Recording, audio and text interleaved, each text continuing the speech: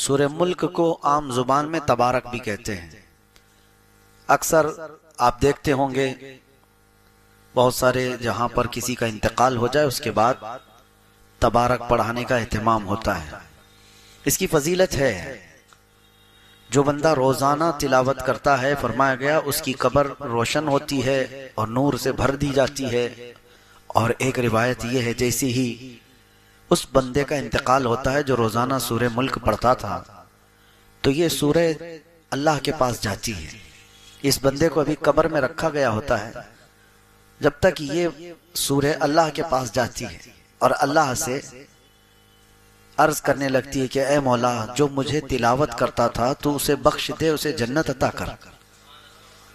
تو یہ سورہ اللہ تبارک و تعالیٰ سے بحث کرتی ہے، یہ لفظ تو یہاں تک بھی آیا ہے جھگڑا کرتی ہے اور پوچھتی ہے کہ اے اللہ کیا میں تیرے کلام کا حصہ نہیں ہوں؟ رب تعالیٰ فرماتا ہے کیوں نہیں، تو میرے کلام کا حصہ ہے۔ تو سورہ ملک کہتی ہے اگر میں تیرے کلام کا حصہ ہوں تو مجھے جو پابندی سے پڑھتا تھا اس کی بخشش کر دے۔ تو رب تبارک و تعالیٰ اس کی سفارش پر وہ اتنا بحث کرتی ہے سورہ ملک اپنے رب سے، اور یہ تک بھی کہتی ہے کہ اگر میں تیرے کلام کا حصہ نہیں ہوں تو مجھے اس سے الگ کر دے، اگر اس کی بخشش نہیں ہو سکتی تو مجھے الگ کر دے۔ تو رب تبارک و تعالیٰ اس کی سفارش قبول فرماتا ہے اور فرماتا ہے جاؤ جو تجھے روز تلاوت کرتا تھا اسے بشارت دے دے، میں نے اسے معاف کر دیا۔ روایت میں یہ ملتا ہے کہ یہ سورہ ملک جیسی ہی یہ خوشخبری سنتی ہے سیدھے جنت میں جاتی ہے، اور جنت میں جا کر وہاں کے بچھونے اوڑھنے اور وہاں کی خوش کرنے والی چیزیں لے کر کے واپس قبر میں آتی ہے میت کے پاس جو اسے تلاوت کرتا تھا، اور آ کر کے جنت کی ہوائیں، خوشبوئیں، بستر، بچھونے سب چیزیں لے کر آتی ہے، اور پھر اس سے کہتی ہے میرے آنے میں دیر تو نہیں ہو گئی، میں تیری بخشش کے لیے اللہ رب العزت کی بارگاہ میں عرض و معروض کر کے آئی ہوں، اور جب تک اللہ راضی نہیں ہوا میں وہاں سے آئی نہیں۔ اب تجھے بشارت ہو کہ قبر میں جنتی بچھونوں پر آرام کر اور ہوائیں جنت کی کھاتا رہے۔ تو سورہ ملک یہ وہ وفا کرنے والی صورت ہے، جب لوگ ہمیں قبر میں تنہا چھوڑ جائیں گے تو یہ سورہ ہے اللہ کریم کی بارگاہ میں ہماری سفارش کر کے ہماری بخشش کا پروانہ لے کر آنے والی ہے۔ کتنا مشکل سے 2 سے 3 منٹ لگتے ہیں اس سورہ کو تلاوت کرنے میں، 3 منٹ، آپ کے 3 منٹ یوں ہی چلے جاتے ہیں۔ کسی سے خیر خیریت پوچھتے ہی آپ تھوڑی دیر کھڑے ہو جائیں تو 3 منٹ یوں ہی گزر جاتے ہیں، اور یہ 3 منٹ تلاوت کرنے والی ایسی سورہ ہے، آپ کسی خوش الہان قاری سے سن بھی تو سکتے ہیں۔ معمول بناؤ کہ کوئی رات ایسی نہ ہو کہ میں سورہ ملک سنے بغیر سو جاؤں یا پڑھے بغیر سو جاؤں۔ اس کا اثر ایسا نہیں ہے کہ آپ صرف قبر میں دیکھنے والے ہیں، ایسا نہیں ہے کہ صرف قبر کی روشنی کی بات ہے، یہ اللہ کا کلام ہے، زندوں کو بھی زندہ کر دیتی ہے۔ یہ اللہ کا کلام ہے، زندوں کے لیے اترا ہے، اس کا جو اجر ہے اور اس کا جو نتیجہ نکلنے والا ہے قبر میں وہ اپنی جگہ پر، لیکن تمہاری حیات میں بھی اس کے اثرات دیکھنے کو ملیں گے۔ سورہ ملک پڑھنے والا ہمارے بزرگان دین فرماتے ہیں کبھی کوئی حاکم اسے زیر نہیں کر پاتا۔ سورہ ملک جو تلاوت مسلسل کرتا رہتا ہے کوئی حاکم اسے زیر نہیں کر پاتا، اس کے سامنے آنے والا وہ اپنے آپ مرعوب ہو جاتا ہے، چاہے جتنا بھی دل میں سختیاں لے کر کے رہتا ہو، اور جب اس کے سامنے آ جائے تو پھر وہ جو ہے نرم پڑ جاتا ہے۔ خاص طور پر یہ سورہ ملک کے اثرات جو زندگی پر مرتب ہوتے ہیں، بزرگوں نے فرمایا تو مقدمے وغیرہ جب ہوتے ہیں تو بزرگان دین یہ فرماتے ہیں کہ حاکم کے پاس فیصلہ ہونے سے پہلے اس کی تلاوت کر کے جاؤ، تمہارے چہرے پر اللہ تبارک و تعالیٰ وہ رعب رکھتا ہے۔ بہرحال اس میں جو آیتیں آئی ہیں وہ بھی میں آپ کو سنا دوں کہ اللہ تبارک و تعالیٰ سورہ ملک میں فرما رہا ہے، کیا فرما رہا ہے۔ شروعات یہ تبارک الذی بیدہ الملک وہو علی کل شیء قدیر، بلندی ہے، عظمت ہے اس ذات کے لیے جس کے دست قدرت میں ساری بادشاہت ہے۔ بیدہ الملک وہو علی کل شیء قدیر، اور وہ ہر ممکن شے پر قدرت رکھتا ہے۔ الذی خلق الموت والحیات، اسی نے زندگی اور موت کو بنایا ہے. کیوں بنایا؟ لیبلوکم ایکم احسن عملا، تاکہ تمہیں آزمایا جائے تم میں اچھے عمل والا کون ہے. موت اور حیات اللہ نے اس لیے بنائی ہے تاکہ تمہیں آزمایا جائے تم میں سے اچھے عمل والا کون ہے. وَهُوَ الْعَزِيزُ الْغَفُورُ الَّذِي خَلَقَ سَبْعَ سَمَاوَاتٍ طِبَاقًا، اس نے طبق در طبق 7 آسمان بنائے. اور تم ما ترى فی خلق الرحمن من تفاوت، تم رحمان کی پیدائش میں، اس کی تخلیق میں کوئی فرق نہیں پاؤ گے کہ ٹیڑھا میڑھا کر دیا گیا ہوگا، اندازے کے مطابق بنا دیا گیا ہوگا. ہر چیز اس کے برابر حساب سے بنائی گئی ہے. جو بھی چیز ہے، کوئی بھی جیسے انجینئر کے پلان فیل ہو گئے ہوں، سوچا کچھ اور تھا بن کچھ اور گیا ہو، اور رحمان کی تخلیق میں ایسی کوئی چیز تم نہیں دیکھو گے. آگے کی جو آیتیں ہیں یہ اللہ تعالیٰ کیا فرماتا ہے؟ والذین کفروا بربہم عذاب جہنم، جو اپنے رب کا انکار کیے وہ جہنم میں جانے والے ہیں، ان کے لیے جہنم کا عذاب ہے. کلما القی فیہا فوج سألہم خزنتها الم یأتکم نذیر. اب توجہ کیجئے، جب جہنم میں جھونکا جائے گا کسی کو تو دربان پوچھے گا ان سے.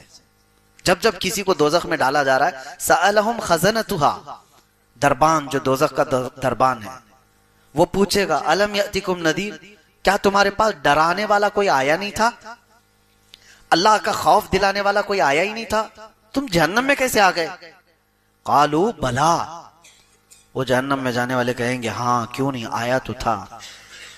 قد جاءنا نذیر، ہمارے پاس ڈر سنانے والا آیا تھا.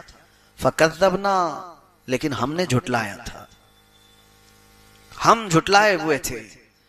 اللہ کا ڈر سنانے والا آیا تھا، بولتا تو تھا کہ جہنم ہے، آخرت ہے، لیکن ہم جھٹلائے ہوئے لوگ تھے.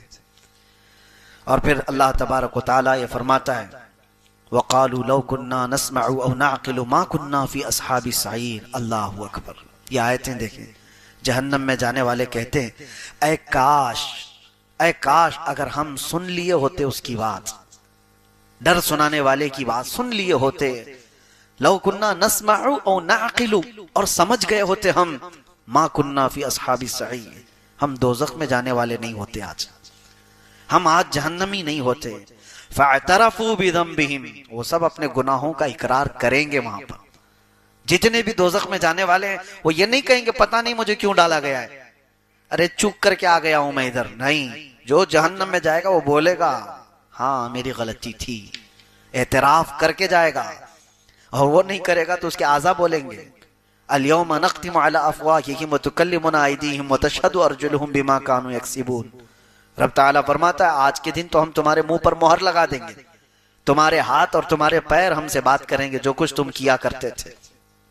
جہنم میں جانے والا، جیل میں آنے والے آدھے سے زیادہ وہ بولتے ہیں میں تو نردوش ہوں، میں کچھ کیا ہی نہیں، مجھے پھنسایا گیا ہے. تقریباً ہر کوئی، مرڈر والا بھی بولتا ہے مجھے پھنسایا گیا ہے. اور جتنوں کو دیکھا گیا ہے وہ سب یہ کہتے ہیں. یہاں الگ معاملہ ہے، جیل میں آنے والوں کو ہم نے دیکھا ہے پہلے تو کوئی اقرار نہیں کرتا، نہ پولیس کے پاس، نہ کورٹ میں، اور نہ اندر آنے کے بعد.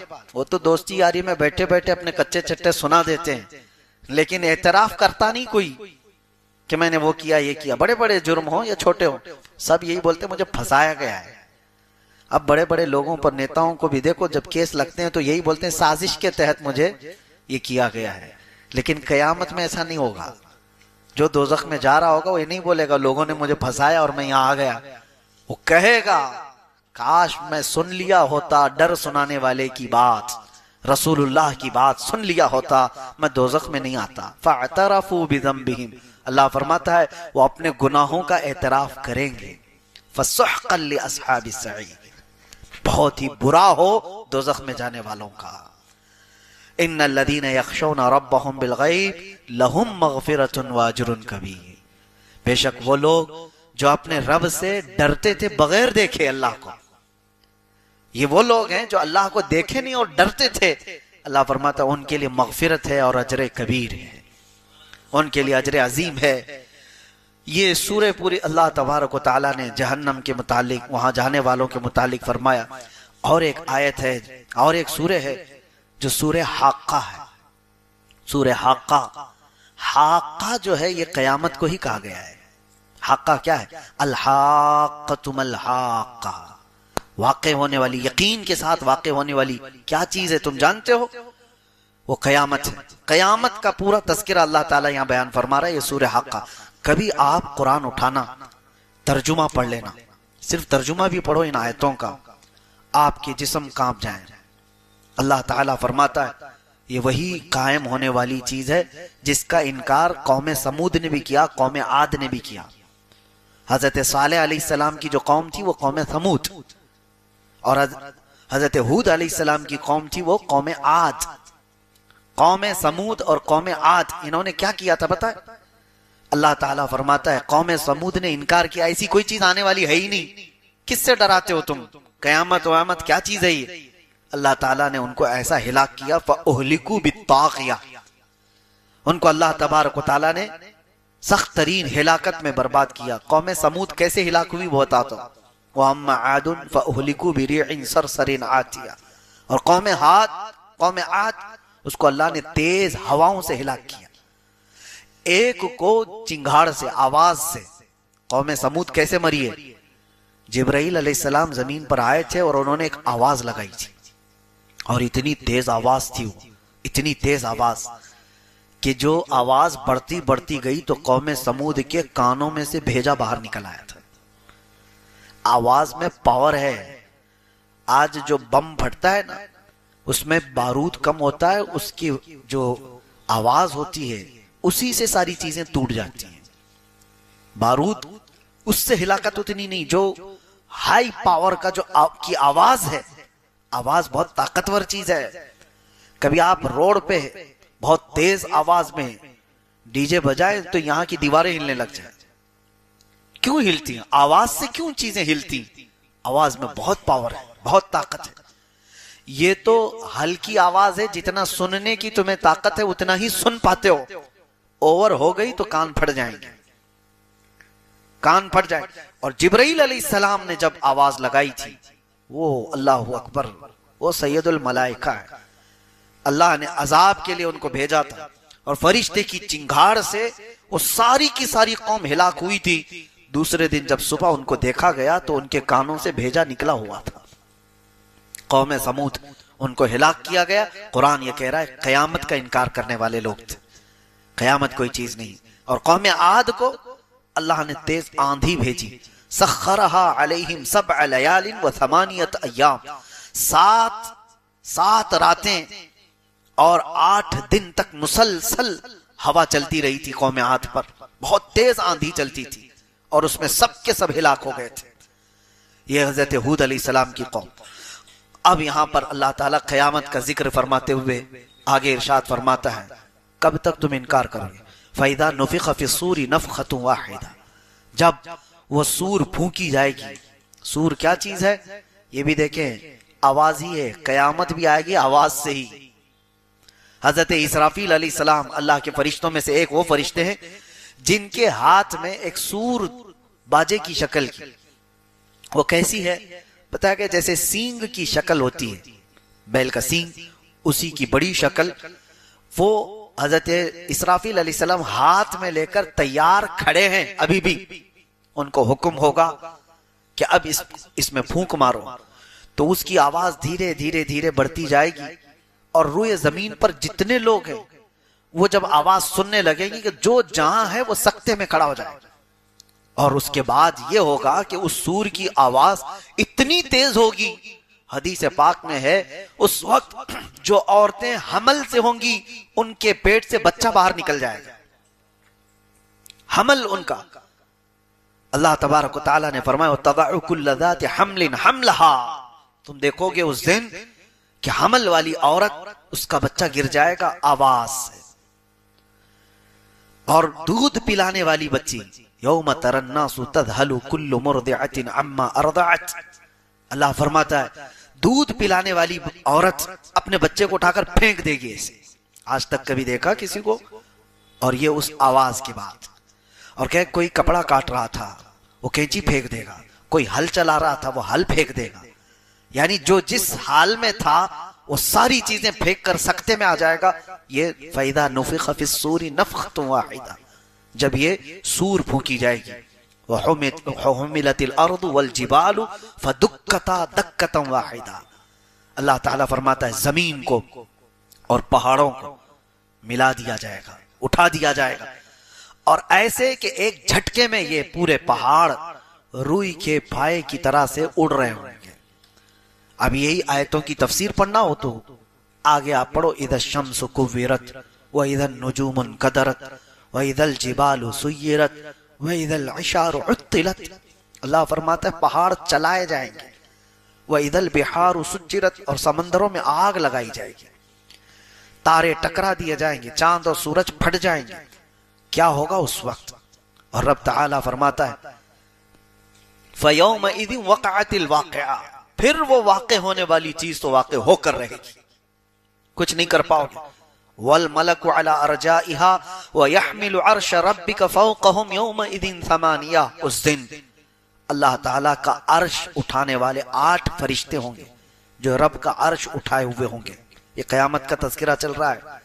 توجہ، یومئذ تعرضون لا تخفى منکم خافیہ، تم کو پیش کیا جائے گا قیامت کے دن، تم سب اٹھائے جاؤ گے اور کوئی چیز تمہاری چھپائی نہیں جائے گی، کوئی چیز نہیں چھپائی جائے گی، ہر چیز کے ساتھ تم قیامت کے دن آؤ گے.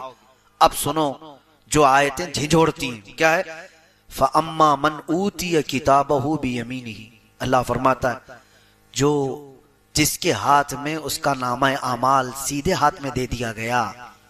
فَأَمَّا مَنْ أُوتِيَ كِتَابَهُ بِيَمِينِهِ، سیدھے ہاتھ میں جس کا نامہ اعمال پکڑا دیا گیا. فَيَقُولُ هَاؤُمُ اقْرَءُوا كِتَابِيَهْ، وہ تو خوشی میں سب کو پکار کر کہے گا آؤ آؤ میرا اعمال نامہ پڑھ لو. خوشی میں کہے گا وہ، اے کاش ان لوگوں میں ہمارا شمار ہو. رب تعالیٰ فرماتا ہے وہ کہے گا ہاؤم اقرؤوا کتابیہ، پڑھو تم لوگ بھی پڑھو، میرا نامہ اعمال مجھے رب نے آج سیدھے ہاتھ میں دیا ہے. وہ کہے گا انی ظننت انی ملاق حسابیہ، مجھے یقین تھا کہ میں اپنے رب کے پاس حساب دوں گا، حساب کا دن آئے گا، مجھے یقین تھا. فہو فی عیشۃ راضیہ، وہ اپنی من پسند زندگی میں جا رہا ہوگا. فی جنت عالیہ، بلند جنتوں میں جا رہا ہوگا. قطوفها دانیہ کلوا واشربوا ہنیئا بما اسلفتم فی الایام الخالیہ. یہ جنت کے تذکرہ یہاں پر رب تعالیٰ فرماتا ہے جس کی ٹہنیاں، جس کے باغیچے اس طرح خوشگوار، جاؤ عیش کرو جو تم آخرت پر یقین رکھتے تھے. اب آگے آیت آتی وَأَمَّا مَنْ أُوتِيَ كِتَابَهُ بِشِمَالِهِ، اور جس کے ہاتھ میں، بائیں ہاتھ میں وہ حساب دیا جائے گا، وہیں سے سب سمجھ میں آ جائے گا. جیسے ہی اعمال نامہ پکڑایا جائے گا وہیں سمجھ میں آ جاتا ہے کس کے ساتھ کیا ہونے والا ہے. یہ قرآن کی آیت پڑھ رہا ہوں میں. وَأَمَّا مَنْ أُوتِيَ كِتَابَهُ بِشِمَالِهِ، جس کے بائیں ہاتھ میں اس کا نامہ اعمال پکڑایا جائے گا، کیا کہے گا جانتے ہو؟ فَيَقُولُ يَا لَيْتَنِي لَمْ أُوتَ كِتَابِيَهْ، اے کاش مجھے حساب نہیں دیا گیا ہوتا، میرا اعمال نامہ مجھے نہیں پکڑایا گیا ہوتا تو کتنا اچھا ہوتا. دوسری جگہ وہ کہتا ہے وَلَمْ أَدْرِ مَا حِسَابِيَهْ، مجھے پتہ ہی نہیں تھا حساب کیا ہوتا ہے، مجھے معلوم ہی نہیں تھا. اور دیکھ کر کے پوچھتا ہے وہ فرشتوں سے یہ کیا ہے؟ اعمال نامے کا مطلب کیا سمجھتے ہو تم؟ پرنٹ آؤٹ نکال کر کے لائیں گے A4 سائز کے 5 پیپر ہیں. اعمال نامے کے متعلق کہا گیا ہے فرشتے اٹھا اٹھا کر کے کتابیں لا رہے ہوں گے، جہاں تک اس کی نظر جاری ہوگی اسی کی کتابیں ہوں گی. وہ پوچھے گا یہ کیا ہے؟ کہا جائے گا تیری پوری زندگی کا لکھا ہوا ہے، جہاں تک نظر جا رہی ہے. ایسا نہیں کہ یہ پورا بھر جائے گا، فرمائے گا جہاں تک تمہاری نظر جا رہی ہے تمہارے اعمال سے بھری ہوئی کتابیں فرشتے اٹھا کر لا رہے ہوں گے. وہ پوچھے گا اتنا سب میرا ہے؟ کہاں تیرا ہے؟ سنانا ہوگا، 400 سال لگ جائیں، 500 سال لگ جائیں، سنانا ہے تجھے آج. پھر وہی بندہ یہ کہتا ہے، اس کا جملہ رب تبارک و تعالیٰ نے قرآن میں کیا فرمایا؟ مَا لِهَذَا الْكِتَابِ لَا يُغَادِرُ صَغِيرَةً وَلَا كَبِيرَةً إِلَّا أَحْصَاهَا. اے لا، یہ کیسی کتاب تو نے دی مجھے، چھوٹی چیز بھی اس میں چھوڑی نہیں گئی، بڑی چیز بھی چھوڑی نہیں گئی، سب لکھ دیا گیا ہے، سب لکھ دیا گیا ہے. یہ بائیں ہاتھ میں جس کا آ گیا ہے اس کے معاملات ہیں یہ. اور آگے وہ کیا کہتا ہے؟ ما اغنا عنی مالیہ ہلک عنی سلطانیہ، کسی بھی چیز نے اس کو نفع نہیں دیا اس سے۔ دستور یہ ہے وہ کسی بھی چیز کا محتاج نہیں، وہ چاہتا تو براہ راست تم کو آسمان سے اتار دیتا، ماں اور باپ کے ہونے کی ضرورت کیوں پیش آئی تمہارے؟ وہ اللہ تعالیٰ پوری کائنات کو اسباب میں رکھا ہے۔ ایک عورت ایک مرد کے اختلاط سے بچہ دنیا میں آتا ہے، یہ سب کو معلوم ہے کہ اللہ ماں اور باپ کا محتاج ہے؟ بغیر ماں باپ کے بھی اللہ بچہ پیدا کر سکتا ہے، لیکن اس نے کائنات کا نظام اسباب پر رکھا ہے۔ تمہیں وہ چاہے تو اناج سیدھے بارش برسا کر کے دے دے، لیکن نہیں، اس نے اسباب پر رکھا ہے کہ تم زمین کے اندر ایک بیج بو گے، وہ کومپل کی شکل میں اگے گا، پھر پودا آئے گا، پھلیاں ہوں گی، اناج آئے گا، پھر کاٹو گے، پھر گھر میں اناج آئے گا۔ یہ اتنے مراحل سے جو گزارا جا رہا ہے، کیا اللہ اس چیز کا محتاج ہے؟ نہیں، محتاج نہیں، لیکن اس کا قانون ہے، وہ دنیا کی تمام چیزوں کو اسباب پر رکھا ہے۔ عزیزان گرامی، اس نے قرآن بھی ہمیں ڈائریکٹ نہیں دیا، چاہتا تو پورے انسانوں کو ایسی قرآن سنا دیتا، نہیں، بلکہ اپنے نبی کے سینے کے واسطے سے قرآن پہنچایا ہے۔ ایمان ہم تک رسول کے ذریعے سے آیا۔ ان تمام چیزوں میں جب تمہیں کوئی شک و شبہ نہیں ہوتا تو پھر رسول پاک صلی اللہ تعالی علیہ وسلم کی بارگاہ کے متعلق اگر ہم یہ کہیں وہاں سے شفا بھی مل سکتی ہے، اولاد بھی مل سکتی ہے، مال و متاع بھی مل سکتے ہیں، تو پھر شرک اور بدعت اور خرافات کے فتوے کیوں یاد آتے ہیں؟ یہاں پر بھی یہی فارمولے پہ عمل کرو، دینے والا حقیقی مالک اللہ ہی ہے، لیکن جس طرح وہ بارش برسانے کے لیے فرشتہ رکھا ہے، ہوا چلانے کے لیے فرشتے رکھا ہے، پوری کائنات کو رزق تقسیم کرنے کے لیے اپنا محبوب کیوں نہیں رکھے گا؟ رسول پاک صلی اللہ تعالی علیہ وسلم کا در یقیناً یہ اللہ کا ہی در ہے، بخدا خدا کا یہی ہے در، نہیں اور کوئی مفر مقر جو وہاں سے ہو یہیں آ کے ہو، جو یہاں نہیں تو وہاں نہیں۔ میرے عزیزو، رسول پاک صلی اللہ تعالی علیہ وسلم کی جود و سخا کے متعلق صحابہ کرام نے جو روایات بیان کی ہیں، وہ میں چند روایات کے بعد آگے بڑھتا ہوں، مثالوں کے ذریعے سے، دلائل کے ذریعے سے آپ کو میں بتاتا ہوں۔ حقیقت میں آپ حضور پاک صلی اللہ تعالی علیہ وسلم کی ہر عادت کو سننے کے بعد، اس سے قبل آپ نے سنا ہے حضور حسن و جمال میں بے مثل و بے مثال تھے، حضور پاک صلی اللہ تعالی علیہ وسلم کا رحم کرنے میں کوئی دوسرا ثانی نہیں ہے، حضور پاک صلی اللہ علیہ وسلم کا عدل کرنے میں کوئی دوسرا ہمسر نہیں نظر آتا، ان کے برابر کسی بھی خلق میں، کسی بھی عادت میں کوئی دوسرا نہیں دکھتا، اسی طرح عطا کرنے میں بھی ان کے برابر کوئی دوسرا ملتا ہی نہیں۔ اخیر میں تم مجبوراً ہو یا مسرورن ہو یہ کہو گے سب سے اعلیٰ و والا ہمارا نبی، سب سے بالا و والا ہمارا نبی۔ آپ کو یہ کہنا پڑے گا حضور پاک صلی اللہ تعالی علیہ وسلم سب سے اعلیٰ ہیں، کن چیزوں میں؟ ہر عادت میں، ہر خصلت میں، ہر خلق میں میرے آقا کو اللہ تعالیٰ نے عظیم بنایا ہے۔ عزیزان گرامی، رسول پاک صلی اللہ تعالی علیہ وسلم کی سخاوت کے متعلق فرماتے ہیں صحابہ، خاص طور پر رمضان کا مہینہ جیسی آتا، اللہ کے نبی صلی اللہ تعالی علیہ وسلم اتنا عطا کرتے کہ پورے 11 مہینے میں اتنا نہیں ہو۔